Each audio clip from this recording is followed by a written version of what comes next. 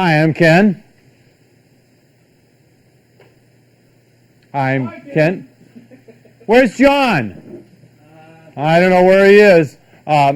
Anyway, I'm Ken, and you're with All About Tools Live right now, and we have a great show for you tonight. We've got the guys, Harold and Albert from ITI Tools, and we're going to talk all about profile wheels and profiling engineered stone, also known as quartz, and natural stone.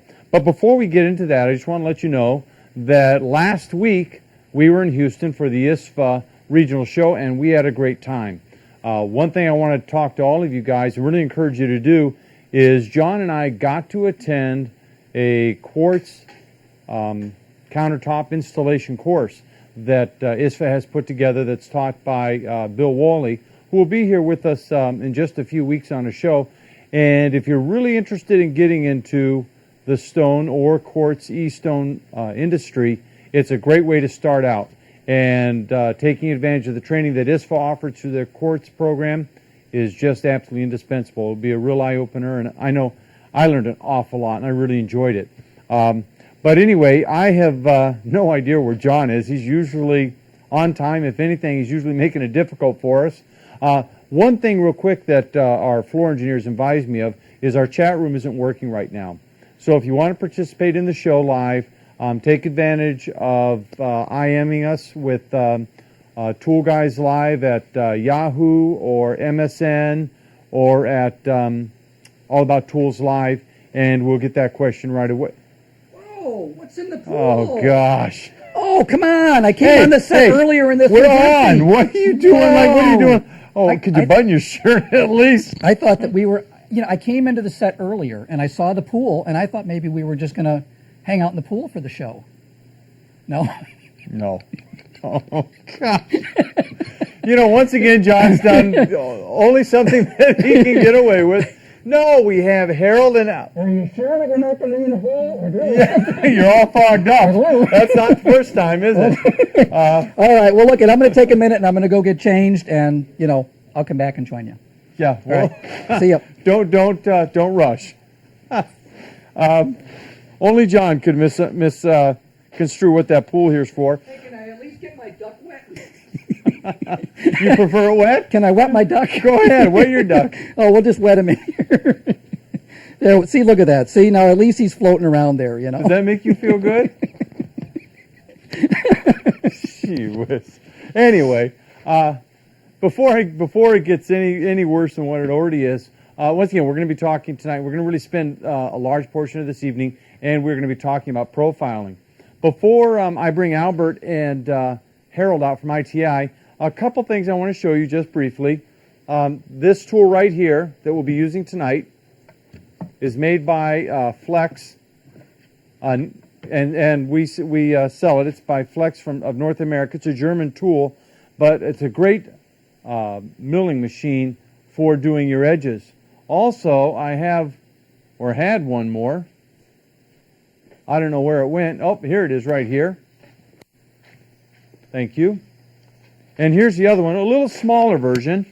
Both work well. Obviously, the larger one is a much more stable platform to work off of. This is only recommended up to 3 cm. This will do all the way up to 4 cm, either engineered or quartz material. And, of course, both will do stone. Once again, fantastic tools. You'll see this one in use tonight. This one was actually used by ITI in preparation for the show. So just wanted to make you aware of that. We are going to be having a show, I believe it's right around the end of November, and that show will concentrate on the tools offered by Flex. So we're excited about that. With that said, anyway, let's bring on Albert and Harold. Hello. This is Albert Bedell. This is Harold Gutierrez, and you're both with ITI Diamond Tools. Yes. Out in you're out in the valley, out in Southern California, right? Oxnard, California, to be exact. Yes. Oxnard, okay, and you're enjoying the rainy weather we have here. I can see you're actually, all wet. Yeah, you just worked me out, man. It's been working for an hour. So anyway, we're going to, why don't we grab a seat here for a minute? Go ahead, there's a couple stools here. Thank you. And let's just take a few minutes and talk about the tooling and kind of get familiar with exactly what it is you have that really these guys need to be aware of. The first tool that I really want to talk about is right here. And now I understand this is the only tool like it in the market. True. It is a patent pending tool. Correct. All right, and you are the creator of this. Yes. Okay, so I'll ask Carol, is this any good? Never asked the creator of it. It works marvelous. It does what it was supposed to, and that's hence why it has the pending on it, so of the patent. So yeah, it works excellent. And and what is this tool called? It is called the thickness corrector tool, and it was recently seen in various Wait a publications. minute, did in I the hear stone thickness industry. correction tool? You did. Boy, you got back awfully fast. Yeah, I did. I thought you were going to lock the doing, doors. everybody? I thought they were going to lock the doors and keep you out. We were just briefly going over what this tool is.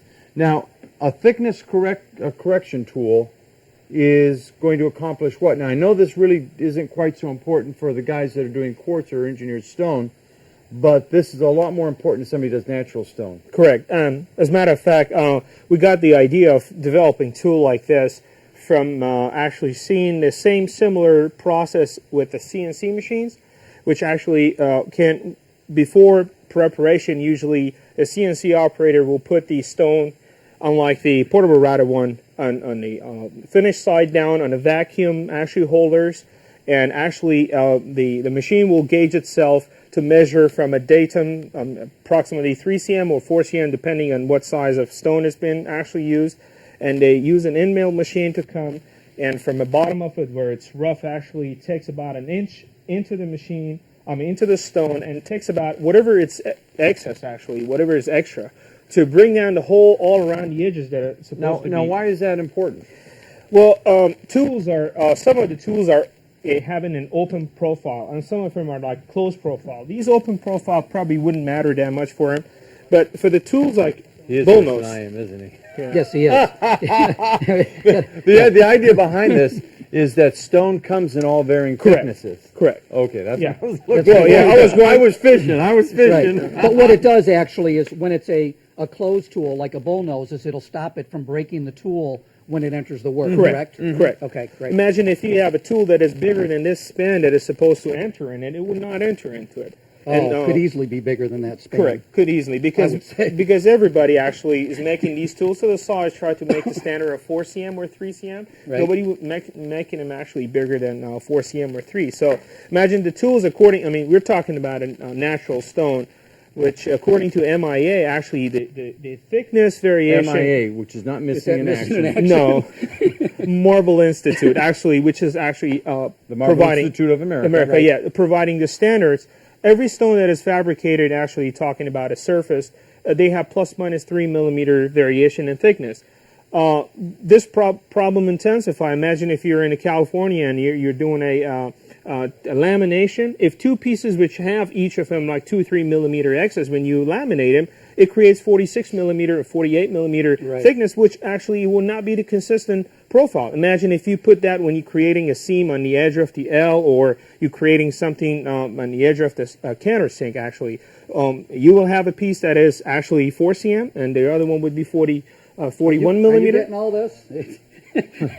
So, so really, what's important is this: is what the thickness correction tool will do is, as Albert's pointing out, slabs can vary up to 2 to 3 millimeter.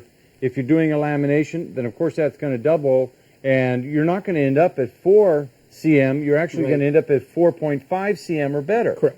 potentially. So Yeah. what would happen then is you would be wedging this, or trying to wedge the material into this space, and really you could just blow the cutter apart. You could Correct. damage it and Correct. destroy it. Correct. And a set of these is roughly, or a cutter is basically what, $300, $400, $500? One cutter? Correct. I mean, depending on the position, the very first one is the most expensive one, which is $500-$600, going down to $300. But mainly the one that actually does the job is position 1, which is actually over there. That's So the courses yeah, tool. the courses tool. Actually, it can But ruin actually, that. the important thing again is that these are used on portable tools.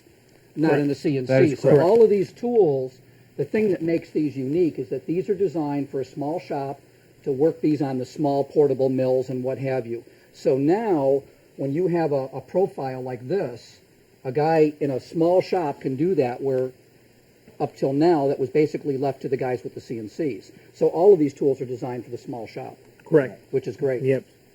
Okay. And this tool will last forever. We made it actually, This thick is enough. basically going to last forever. Hopefully, yeah. It Yeah. would, we estimate based on the wear that we get on the test that internally with it.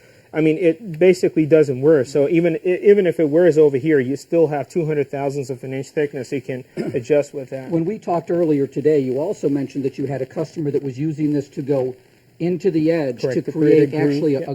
was it a whole groove or a rabbit in the bottom? Actually, it was a whole groove. I mean, imagine 200 No thousandths. kidding. Yeah. So Okay, it was so actually, he's just actually going doing right a into the dado. edge. Correct.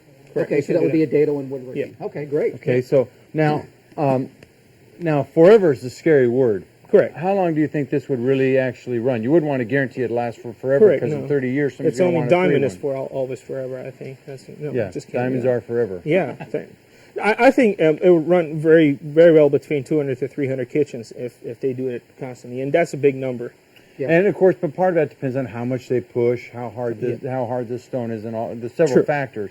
But long and short of it, this is going to actually last quite a long time. Quite a long time, and if the blade wears out, they can always buy from us. It's going to be a lot less expensive than the whole package. So it's not that once it's wearing out, they have to buy the whole thing. So this is all blade you have to replaceable. replace. Correct. Right. That. So Correct. everything else still. Right. Yeah. stays. It's a stainless steel. It's not going to rust, and it will last forever as long as it's not been dinged or the bearing Mm-hmm. is there. And every single part are available on our website to buy. Okay. Or through your website. And now this is the thickness corrector. Now also we have quite a few wheels to talk about. I don't know if we're getting ready to go to a commercial break, if we're staying on the original time, or if we're modified our time because of a break. I think we got started a few minutes late, so what are we doing for commercial, guys? Whenever you're ready. Okay, well, Okay. we'll take a few minutes, I guess, and just talk Okay. about the different profiles. The other thing, and we're gonna demo all of this here in just a few minutes. But the other thing too, and this is something that's really exciting, is we have two different profiles in front of us. We have an OG, Correct. and we also have a triple waterfall. No, Correct. What's called a triple pencil? They call them triple pencil. Triple Okay. pencil. Okay. And now, the thing that is really unusual about this, and I've seen a lot of profiling wheels. Now, first of all, just like the thickness corrector, these are intended only for hand router machines, Correct. Portable routers. portable routers, profiling machines. Correct. Now, And that would be on a machine similar to this. Correct. Okay, so it's not a router. Keep in mind a lot of our viewers are solid surface fabricators, so it's not a router. This is a milling machine. Yeah, and it's a handheld. Handheld machine. portable Correct. milling It's not machine. a portable router. Yeah. Okay, great. Okay. the now these. What's exciting about this is most profiling wheels are readily obtainable, positions 1 through 3, 4, right in that area. But these are available all the way up through 7. What's the benefit to that? Well, the benefit to that is essentially because Albert has gone ahead and developed positions 5 through 7, which are all resin bonded, and that essentially enables the fabricator to complete a polish. So it actually makes the profile, and then he can go on to positions 5, 6, and 7 and finish with the polish. So where you might have had to hand polish before, with the system that you folks have now, essentially they can go positions 1 through 7 or 6 even, and they're done. They're done. Yes. Now, also, what I see when you're talking about something like that is by having all of these wheels to get to that profile, for one, on a simple OG or a roundover or a bullnose, an inexperienced fabricator, Correct. not someone that's really good with a grinder, can now produce a perfect finish. And it's consistent because it looks machined.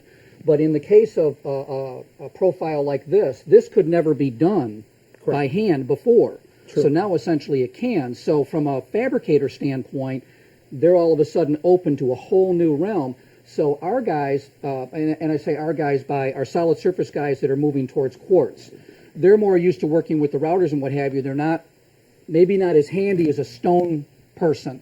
is used to. So they can produce a perfect finish every time with these tools. That's true. Yeah.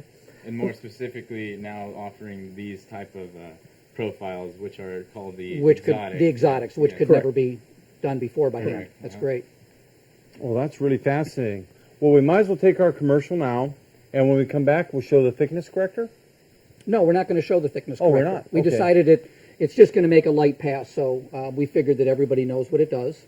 And we're going to go right into a piece of material that is cut off straight, and we're going to go with position 1 and show the customer or show our viewers how they can make a profile. Before we do that, Dave from Minnesota would like to know, how fast can a profile be cut with this?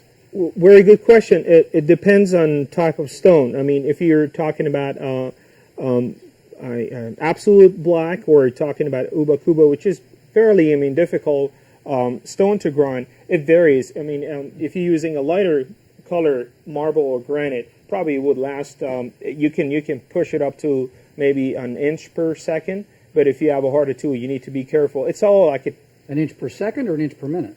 an inch per second. Per second. Yeah. Well, on the piece that we cut, just to put a number to it, on the piece that we did earlier, it was about 28 to 30 inches long. Correct. And it took Yeah. 4 minutes to run that through Correct. position 1. Yeah, but you're doing multiple passes. We're talking about a feed rate. Okay, but I think what he's asking is how quickly can you actually produce the profile, if I'm Correct. reading that, not so much how fast can you Yeah. run the tool, but how quickly will you produce this cut. So this cut was produced in 4 minutes. Correct. At 28 to 30 inches Correct. long. So that would give you a better idea for the But I speed, do know when we did the Uba Tuba earlier, it took us 8 minutes. 8 minutes to finish that. because it's a harder product. It's a harder product, and also consider this: when you're doing a kitchen countertop, you have an open space. You're much more, ready for the grinding, as opposed to here that we have Yeah. such a hard corners, and we should have slowed down before we hit the corners. When Right. you have an open space, you can go faster because there is nothing in the Exactly. way. We're So working in a little kiddie pool, so Yeah. it's a little difficult. it was difficult. All right, So- let's go to break, Sure. and we'll get on that when we get back. So we'll see you in just a few minutes. This is called Strike Hold. It is. It's It just, does it's everything. just amazing. It It does does everything. It cleans. It lubricates. We had the threads on our planer were rusted, and we had to open it up to 6 inches, which you normally wouldn't do. And we sprayed it down with this stuff, and in 10 minutes it had eaten through all the rust, and it worked just perfectly. I know, just by way of, I do quite a bit of shooting, and I read that you could use this for guns. Right. And I sprayed it down the bore of one of my pistols, and I was amazed. It immediately cleaned the bore out. Yeah. Unlike any other product, it actually goes through the water. Other products like PB Blaster and things like that, if you fill them in a cup of water, they lay on top of the surface and they do nothing. If you actually put this in, this goes through the water and will eat a styrofoam cup like that. How long does this last, though? I'm curious. It lasts for 5 months on a non-moving part. So it'll waterproof for 5 months, like an electrical connection or things like that. But if it's something that's moving all the time, you want to just keep spraying it on a regular basis to keep it protected. Now, what we're going to do is very simply, we're going to spray. Oh, you're a chicken, is what you. We did this earlier. Well, all you do is you spray the surface good, okay, like that, and then you spray anything that's going to be. Let me get All right. That won't take the finish off of her chair, will We'll it? spray the light bulb too. All right. Now you screw the light bulb together, and I'm just going to show you a simple test of this. You're going to see a really neat demonstration of this when the manufacturer comes in. So we have this. All right. Now this is regular water here, just like nothing special about it. And we're actually going to take that and drop it in the water. Are we going to go offset? Okay. Look at that. Look at that. Can you believe that? Can you stick your finger in that water? No. Go ahead. But isn't that amazing? All right, so, and then you could just take it apart. Now look at this. Watch this. A little bit of water on there. Here we go. Ready? Ready? Thought we were going Look to at have an that. Alcatraz moment. Look at that. I mean, can you believe that? I mean, that is absolutely amazing. So imagine like, like let's say your car, if you drive an old clunker or something, and every time it rains, it runs bad. Just spray down the spark plug wires, distributor cap, all of that stuff with this, and it'll protect it for 5 months. Well, now, big thing, and you stuff. and I had talked about this. For all of you guys that are field carpenters, Right. framers, fidget guys, and all that, if you take and you think of your tools that rust, the chucks on your drill. Yep. Just spray down everything in your toolbox with this stuff. Router bit shafts, saw blades. Yep. Once again, all your tools, all the contact points, everything that deteriorates from, especially humidity down here in Florida, Absolutely. all along the Gulf Coast. But anybody involved in the marine industry, carpenters, farmers. If the lights go out, folks, you know what happened. He couldn't leave well enough alone. I just wonder, when we don't try this at home, by the way. Right. Not unless you have this. When we do this on our show, when we actually get into doing this, I think maybe we'll see if we can put some goldfish in that bowl, and then show that there's no electrical discharge at all. Wouldn't that be cool? I think it'd be cool if you put your foot in a bucket of water. Amazing, just amazing.